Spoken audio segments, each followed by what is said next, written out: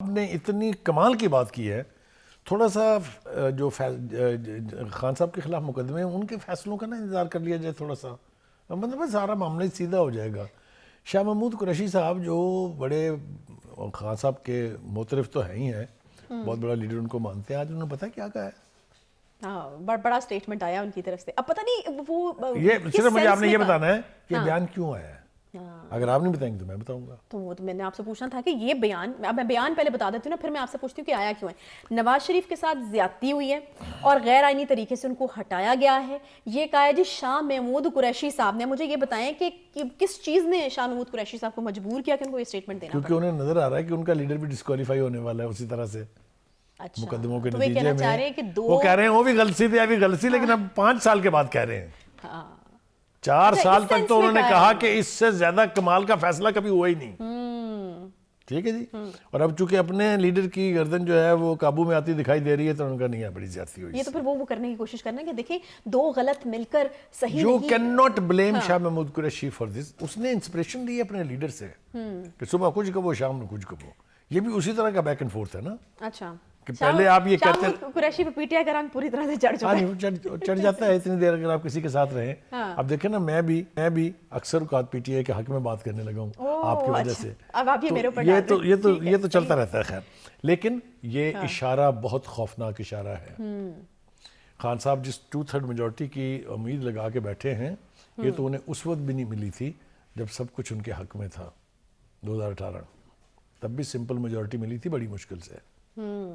یہاں پر اب 2/3 میجورٹی ملنے یا دینے کا تجربہ کرنے کے لیے کوئی تیار نہیں ہے، کیونکہ انہوں نے نواز شریف کو بھی 2/3 میجورٹی دے کے دیکھ لیا تھا اور خان صاحب کو بھی، خان صاحب کو بغیر دیے دیکھ لیا ہے۔ وہ بڑی جلدی آپ نے ریپ کر دیا، بڑی انٹرسٹنگ سٹیٹمنٹ ہے شاہ محمود قریشی صاحب کی۔ وہ واقعی یہ چاہ رہے ہیں کہ ذرا ہاتھ ہولہ رکھا جائے، یہ میسج دیا گیا ان کی طرف سے، کیا اس کے پیچھے کیا ہے؟ میں نے آپ سے عرض کر دیا کہ مجھے یوں لگتا ہے کہ اب پی ٹی آئی کی لیڈرشپ کو خاص طور سے اور خان صاحب کو خود بھی یہ سمجھ آنے لگ گئی ہے کہ ہن ساڑی خیر نہیں ہے۔ اچھا، کیونکہ جن دروازوں پر دستک دی جا رہی ہے بقول فیصل واڈا کے، وہاں سے پازیٹیو رسپانس نہیں ملا ہے۔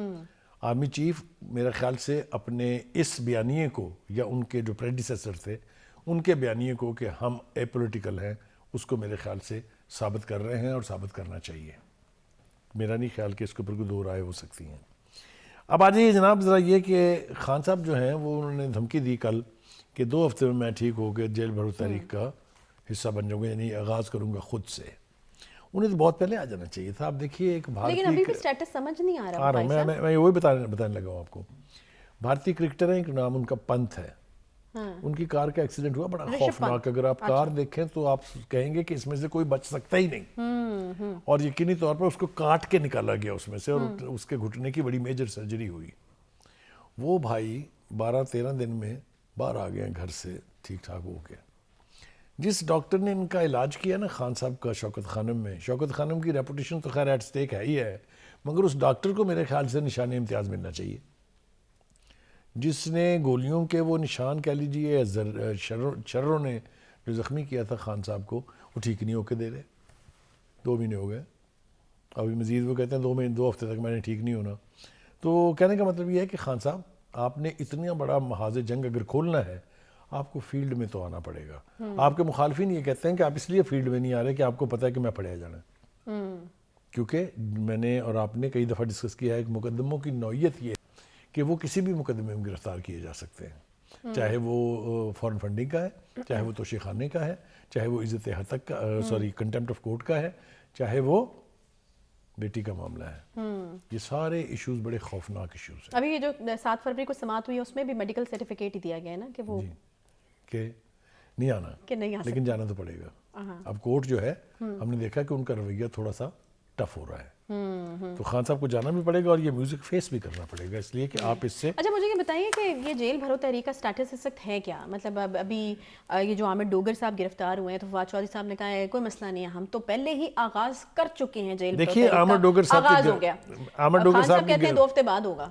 عامر ڈوگر صاحب کی گرفتاری کا کوئی تعلق جیل بھرو تحریک سے نہیں ہے، لیکن انہوں نے آج کاغذات نامزدگی داخل کراتے وقت ملتان میں اپنے مخالف گروپ کے ساتھ اور دوسرے مخالف گروپ نے ان کے ساتھ جو ہاتھا بائی پھر پتھر بازی تک پر پہنچی، پتھر چلے دونوں طرف سے، یہ اس کے نتیجے میں مقدمہ درج ہوا ہے اور اسی کے نتیجے میں دونوں پارٹیوں کے لوگ پکڑے گئے ہیں, صرف ایک نہیں ہے.